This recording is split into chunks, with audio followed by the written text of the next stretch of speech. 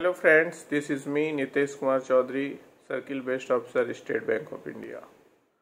आज हम लोग जीडीपी के बारे में पढ़ेंगे।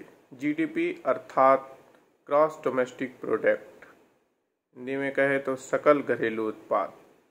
इसको अगर साधारण शब्दों में परिभाषित करें तो किसी राष्ट्र के घरेलू सीमा के अंतर्गत उत्पादित अंतिम वस्तुओं और सेवाओं के बाजार मूल्य को ही जीडीपी कहते हैं। अर्थात घरेलू सीमा के अंतर उत्पादित अंतिम वस्तु और सेवाओं का बाजार मूल्य। अब इससे जीडीपी के बारे में कुछ बातें आती हैं जो यहाँ पे समझना जरूरी है। यदि मान लीजिए अपने देश का कोई संसाधन किसी दूसरे देश में कोई उत्पादन कर रहा है तो वह अपने देश के जीडीपी में नहीं जुड़ेगा, लेकिन यदि किसी अन्य देश का कोई संसाधन अपने देश में उत्पादन कर रहा है तो वह अपने देश के जीडीपी में जुड़ेगा।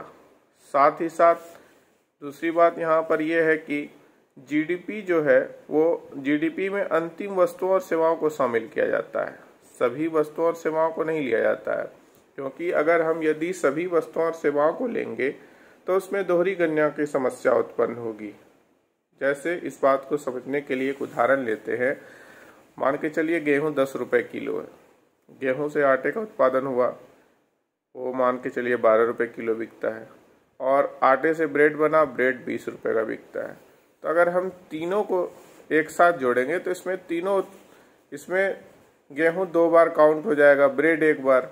तो इससे बचने के लिए अगर आपको सभी उत्पादों को ही लेना है तो डिफरेंस स्टेज पे जो वैल्यू एडिशन होता है, जैसे गेहूं 10 रुपए का मिल रहा था, आटा 12 रुपए का मिल रहा है तो 2 रुपए का वैल्यू एडिशन हुआ, और फिर आटा से जब हम ब्रेड बनाए तो ब्रेड 20 रुपए का मिल रहा है तो आटे से ब्रेड में वैल्यू एडिशन 8 रुपए का हुआ।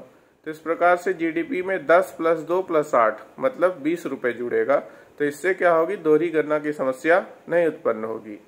वैसे हम लोग भारत में अभी तक जीडीपी को काउंट करने के लिए, जीडीपी का आकलन करने के लिए अंतिम वस्तुओं और सेवाओं को ही बाजार मूल्य पर लेते हैं। और यही सारी बातें हैं जीडीपी के बारे में, और विभिन्न टॉपिक को लेकर मैं आगे आऊँगा। अगर आपको ये टॉपिक समझ में आया हो तो नीचे कमेंट करें, और आगे भी मैं इसी तरह के टॉपिक आपको उदाहरण से ही समझाने की कोशिश करूँगा।